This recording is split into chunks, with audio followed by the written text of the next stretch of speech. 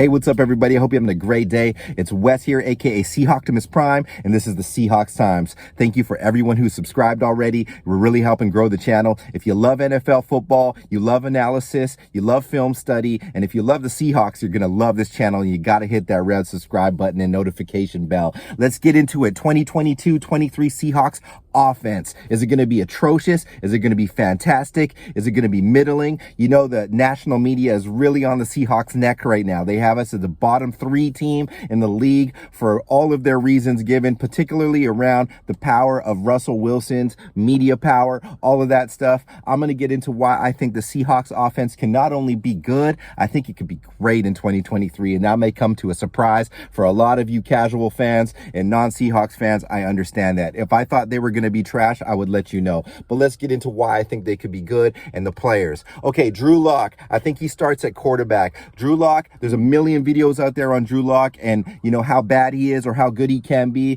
I think Drew Lock is an above average quarterback, but he has top 10 quarterback arm talent. So if they can work around it and make it simple for him, he seems to be catching well onto the Waldron offense early, has a plethora of weapons around him, which I'll get into, but Drew has a good mentality. He's a good kid, and I think he's going to work really hard, and he's going to be Geno Smith in the preseason, but you know, proof will be in the pudding. But Drew Lock, that's a good bargaining chip. I think, just like Pete said, he comes out as if he was drafted in this draft. He is still young. He would have been, you know, the number 1 pick. So they did the right thing by passing up and not reaching in this draft, not reaching out there. I don't think they should go get Mayfield. God bless him. Let's just roll with Drew and see what he can do.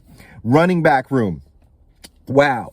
I think if this running back room stays healthy, it's at least a top 5 running back room. If the running back room stays healthy and can actually be dynamic, it could be the number 1 or 2 running back room in the NFL. And I'm going to tell you why. It starts with number 1, Rashad Penny. At the back half of last season, Rashad Penny was as good, if not better, than Jonathan Taylor in 5 to 6 game stretch. You saw it, fans. He wasn't just good, he was explosive, hitting holes, breaking away from linebackers, edge rushers, running through the middle. He was just insane. You know, go check a Rashad Penny reel from 21 season. When he got healthy, he was an excellent back, and we could see why he was drafted where he was by Seattle. Such a great road for Rashad, such a tough road. He was hurt, he was written off. Everybody wanted him gone. Seahawks fans, etc. The only person that didn't give up, it seemed like, was the coaching staff and Rashad himself, and he is an awesome player. And yes, I do think he starts over Ken Walker III. I love Ken Walker. I think he's going to be special,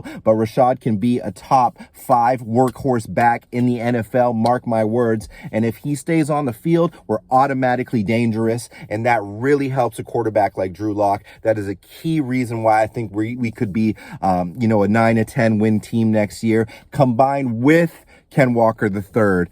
Go watch the highlight reel of Ken Walker III right now, and then come back to this if you have to. Ken Walker, 5 touchdowns against Michigan. He was amazing. He won the award for the best running back in college for good reason. In my opinion, he's twice as good as Breece Hall. This kid is nuts. You know, on paper, he looks small, but he runs with power, explosiveness. He can catch. He's underrated in that sense, but he can shake people. He's one of those players that can really create TDs out of nothing. You know, I kind of look at Kamara's. I kind of look at those types of players. He has unique balance in speed and power ratio. He's going to be excellent. So if we have him and Rashad Penny right there as a 1-2 punch, watch out. You need to watch the F out, NFL, because these guys are going to break you off for TDs, and they're going to take a lot of pressure off of the offense, and that passing game is going to work off of that and play action, and that's dangerous. Right there, I see kind of a 7-8 win team if those guys can stay there. Yes, we'll get into the O-line, and if they can suffice a little bit later.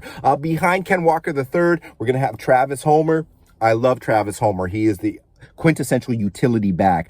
3rd down back. He can block. He can play special teams. He's not that dynamic through the tackles. He can run off the edge a bit. I think one thing that I love about Travis Homer is just his physicality. He comes in ready. He's ready for everything. If you saw that trick play last season where they direct snapped it to him on that punt, Travis was ready to go. He's done nothing but what the Seahawks have asked him over his tenure. You got to keep him around, and I think he's going to be in the mix for sure to get some significant snaps this year because he's earned them. DJ Dallas, another really good utility player, solid player, good good kid. No, he's not going to be juking people left and right, but he has that ability to do it. I think he's going to be more of a situational player and a great special teams player. Don't sleep on DJ Dallas, man. He can ball. He's proved it. He can ball at the NFL level, and he's really good. Nice kid out of Miami. Casual fans won't know him very well, but DJ can ball. And then let's get into the dark horses here. I mean, we know Chris Carson. Chris Carson is a fantastic player, a great athlete. I think most of us, the Seahawks fans, are hoping that if he's not 100% ready to go and confident that he does retire, because if you look at that neck x-ray, it looks like it's pretty serious screws in there, and I do not want him to get hurt. He's still a young person. You know, life is bigger than this sport. Unbelievably, it is. He's got a payday. But if he feels like he can come back and he can be kind of like a power back and a situational back, watch out. Because, you know, if you get Penny, Ken Walker III, and Chris Carson, that's automatically the best running back room in the NFL. And I don't care what fan you are of what team. You can't tell me otherwise. That's fact. Then you got Josh Johnson. Josh Johnson of Louisiana Monroe, 5'9", 209. He's 24, but he's got some power to his game. I like how he flashed in preseason last year. I think Josh Johnson can play in the NFL. I don't know if he makes a cut with Seattle. He likely will. I do think he has that talent and strength, and he's kind of what we're looking for. Seems to have pretty good pass blocking. And then you got Darwin Thompson, bounced around the league. He's been at KC. That guy, you either keep him on the PS, but I think he's old enough to want a job. So, you know, I don't know if he stays, but I do like Darwin Thompson. I think he can play in the NFL too. So if we decide to keep multiple backs, we can. I think that last spot is going to be reserved for Thompson or Josh Johnson. We'll see who wins that. Wide receiver. So great running back or great RB room. It's just nuts. Wide receivers, DK freaking Metcalf. Okay, so let's start there. DK Metcalf, everybody in the league knows DK Metcalf. You know, the deal will get done. We don't know how much it will be for. I have a video on that that you can check out directly on my page there, just about DK and why I think they will pay him. Anyways, there's so much you can say about DK, but ultimately DK over his first few seasons has, you know, he's in the company of Jerry Rice, Megatron, Randy Moss, guys like that, D-Hop. I'm not saying his trajectory stays that way, but if he stays healthy and stays on the field and doesn't have any crazy issues, he's going to be one of the greatest. I don't care who's throwing to him. He just needs the volume, and DK is just awesome. So we have one of the best receivers in the NFL right there. And then we have another one in Tyler Lockett, who is now the OG. But Tyler Lockett, a fantastic person, a great team player. Did you know, this is coming from Corbin Smith, who actually broke this down in a great article of how underrated Tyler Lockett is.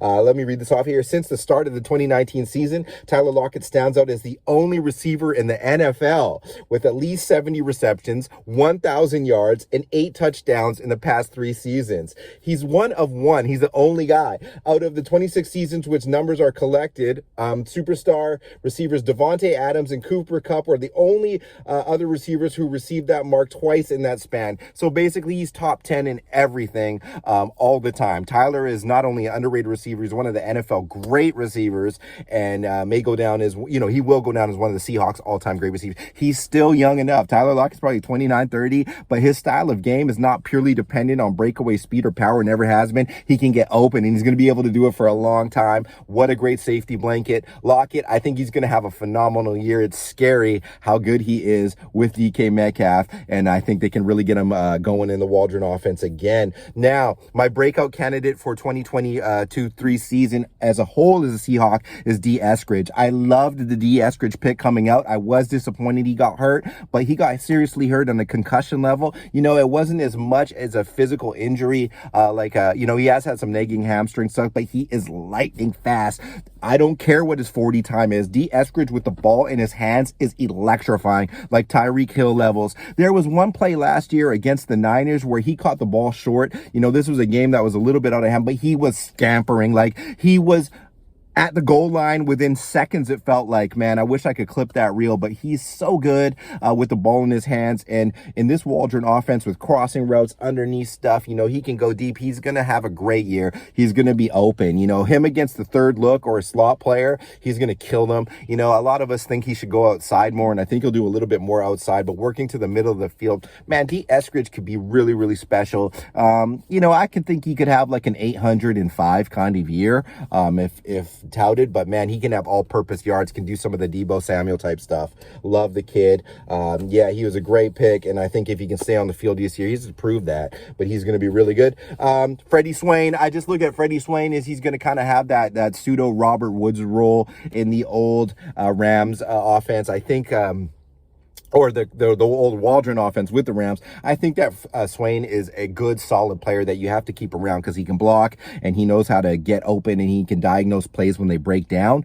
Really like Freddie Swain. He's a solid kid out of Florida, and, you know, he's done nothing but with his ass. Caught a lot of nice touchdowns last year. Well, 4 TDs, but, you know, they were good. And if he was targeted more, he would have done more yardage and stuff. He wasn't looked at a ton, but when he was, he made the play. So he'll be on the team. Dark horses here. You know, Bo Melton. I'm really excited about Bo Melton. I've said that before. I think he can kind of become what Doug was. He doesn't have as nice like shakes off the line. He's not quite as like, you know, that crossover Iverson stuff off the line. But Bo Melton has great long speed, great hands, played in a pretty tough Rutgers offense that people knew he was going to get the ball. He didn't have a very good QB, but he really made plays happen. Go check out his reel. But Bo Melton can be kind of that pseudo kind of Baldwin player, that kind of new school Lockett, but he has that new school, I want to say, kind of game where he's not really trying to like do so much fancy stuff, but he can get over the top and get under.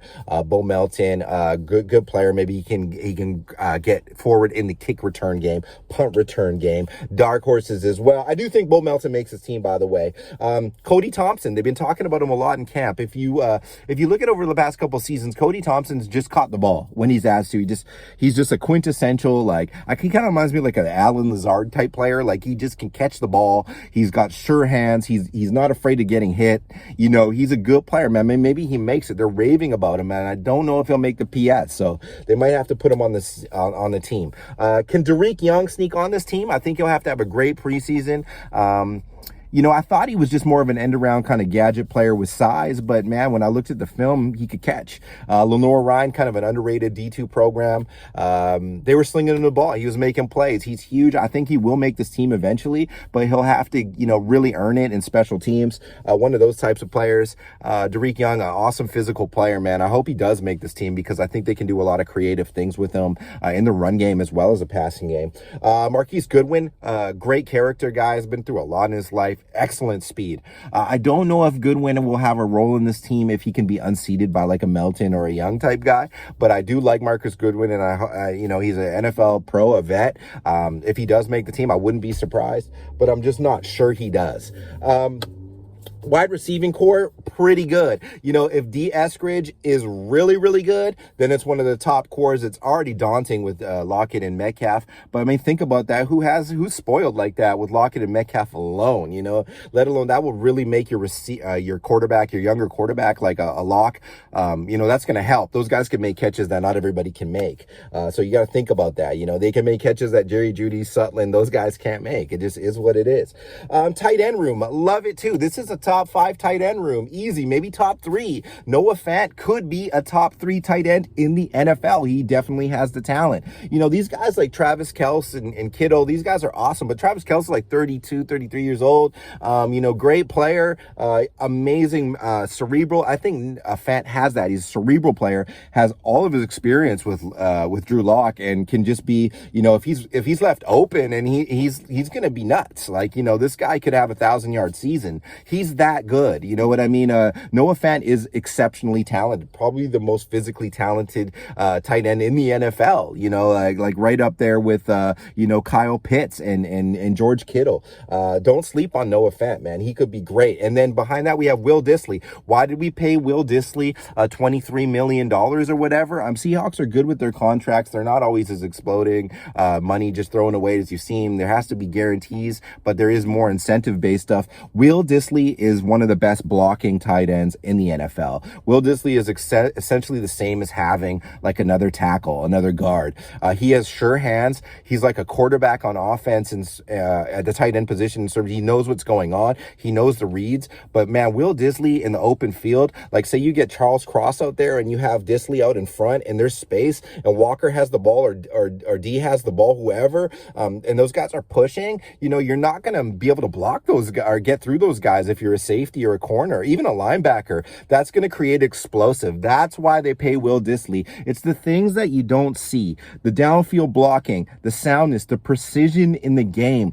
That stuff is stuff you can't always duplicate. Very cerebral player. You guys just watch, man. Will Dissly going to be nasty this year. And then Colby Parkinson, just for fun, they have a 6'7" Colby Parkinson with great hands, great speed, was awesome at Stanford, and with his limited snaps that he got over the last couple seasons, Parkinson's caught the ball. I think he's going to be a nasty red zone threat. He can work in the seam. He's going to be a great seam player. Like, you know, that guy that just turns around all of a sudden, catches when he's open and scampers. Kobe's good, man. He's going to be a good player. So combine those three guys. Taylor Mayberry maybe off in the distance there, kind of a nice little like project player, but those three guys are going to be daunting. You've got to account for those guys. They're all big, they're all quick, and they all have hands. That's going to be tough. You know what I mean? That's going to be tough to defend. And a Locke or Smith, I mean, but those guys can hit tight ends, and they've proven they can. Waldron wants to highlight them. Pete wants to highlight them. Don't sleep on that room. They could be crazy this year. Okay, and then the O-line. This is what I think it looks like. It'll be Charles Cross. We don't really have to talk much more about Charles Cross. If you don't know about Charles Cross, Seattle drafted him 9th overall. He's a fantastic athlete, a great kid. Oh, can you run block? Yeah, dude, the guy is like a freaking tank out there with, Bugatti speed. You know what I mean? He's going to be a good player. He's going to be taught under Walter Jones. You know, some of the best ever have got around this kid already, and he's just going to be special, I think. You know, will he have learning and growing pains? Yeah, you know, blocking Nick Bosa off the edge is not easy. I think Cross will rise to the occasion. Iron sharpens iron. You know, he's in the NFC West. He's going to be facing the best, and I like that because a lot of those players are going to get older. They're going to phase out. You know, Charles Cross is quintessential for our team and our scheme he works. That's what I love about him. He's going to start right away at left, and I think he's going to be better than people think out the gate. He's just really good. And then Damian Lewis, I kind of want Lewis to go back to right, his natural position, but Lewis comes back healthy, you know, and can kind of improve some of the pass blocking stuff. He's one of the best, one of the most talented guards. You know, this guy is the guy that was blocking for Joe Burrow. He knows what he's doing. He knows how to play against the best of the best. Dame Lewis is a great player. Make no mistake. You just got to stay on the field. I don't know exactly how I feel about center position. I do like Blythe. You know, we want somebody more for the future there, but if I could have somebody now that's an FA, I do like that they chose Blythe.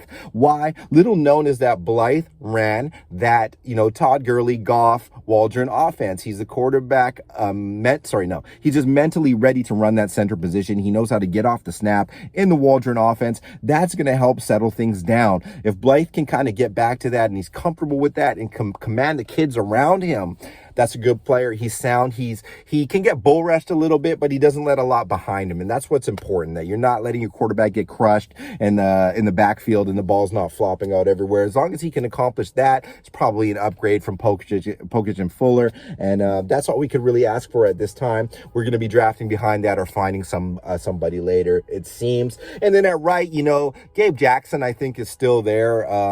Or Lewis, depending. But I think Gabe Jackson does win the job unless he's unseated by surprise rookie Stephon Gilmore or Curran plays in that position. Gilmore, very interesting player, man.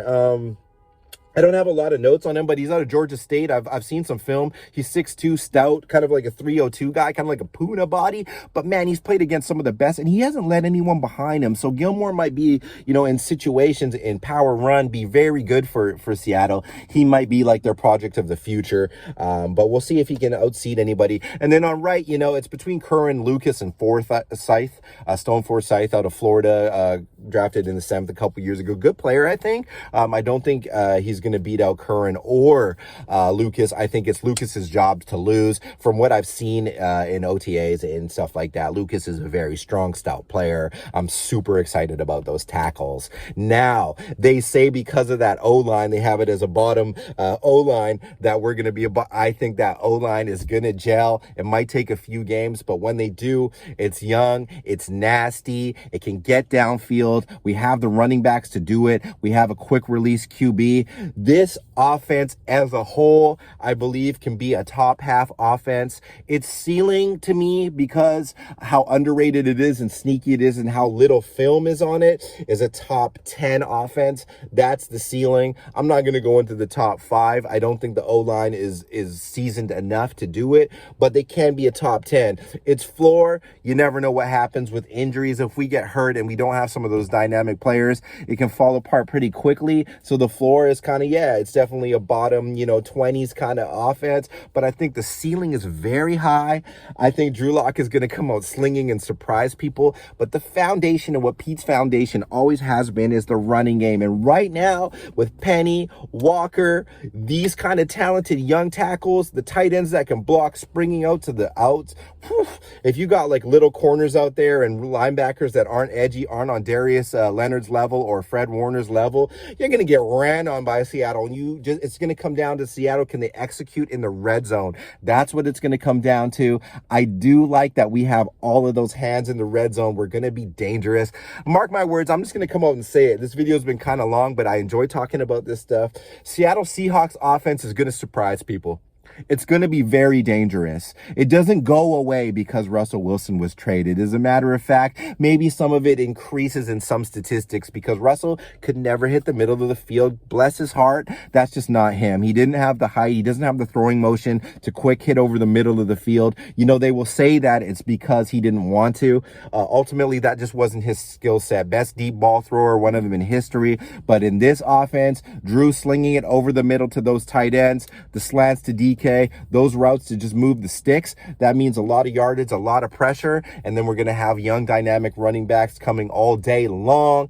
You know what time it is. This is the Seahawks Times. It's your boy Wes. Thank you for tuning in. I hope you enjoyed it. Make sure to like and subscribe. It really means a lot to the channel. I'm trying to get to around 1,000 subs here by the end of July.